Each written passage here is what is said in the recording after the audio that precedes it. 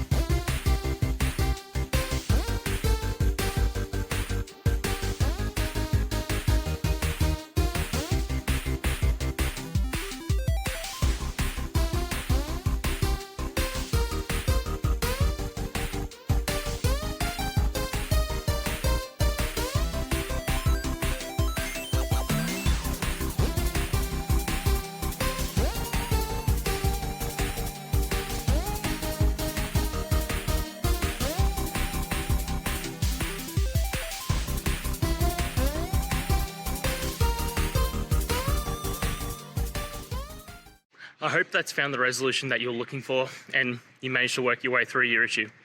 Please, if it did help, hit subscribe. I'd really appreciate it. And until the next technical time you need help, have a good one.